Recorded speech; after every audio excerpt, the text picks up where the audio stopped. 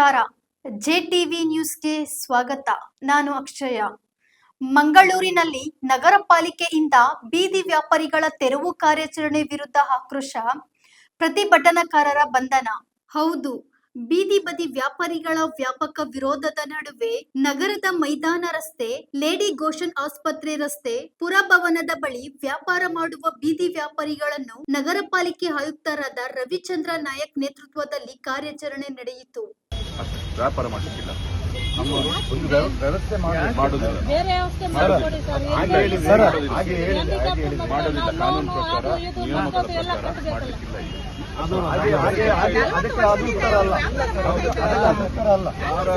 ಯಾರಾದ್ರೂ ವಯೋಲೇಷನ್ ಮಾಡಿದ್ರೆ ಕೂಡಲೇ ಅವ್ರನ್ನ ಕಾನೂನು ಕ್ರಮ ಆಗುತ್ತೆ.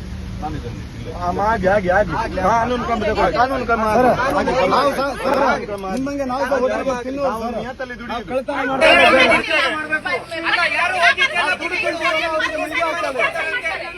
ಬೀದಿ ವ್ಯಾಪಾರದವರಿಗೆ ತೀರ್ಮಾನ ಕೊಡ್ಲಿಕ್ಕೆ ಆಗೋದಿಲ್ವಾ?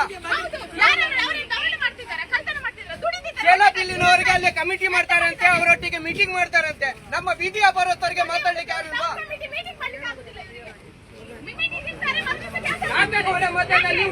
ಮಾಡ್ತಾರೆ, ಮೀಟಿಂಗ್ ಮಾಡಿ ನೋಡುವ. ಬೀದಿ ವ್ಯಾಪಾರದವರು ಕಾನೂನು ತೆಗಿಲಿ, ಕಾನೂನು ನಮ್ಮ ಮೇಲೆ ಜಾರಿ ಮಾಡಿ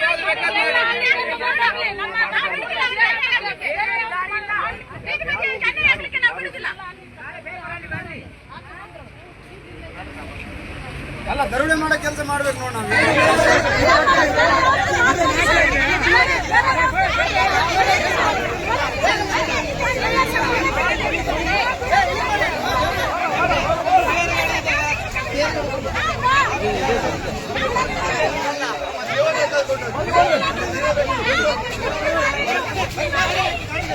ಅಯ್ಯಯ್ಯೋ ಅನ್ಯಾಯ, ಅಯ್ಯಯ್ಯೋ ಅನ್ಯಾಯ.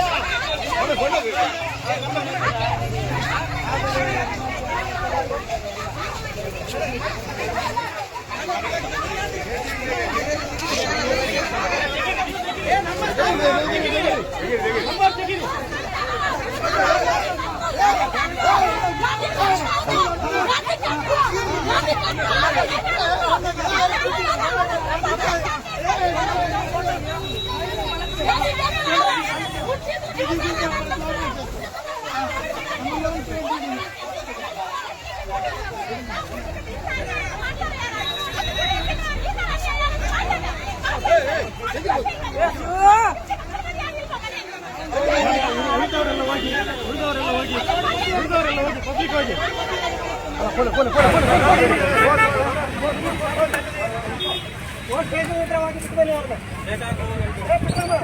ಬೇಕಾಗ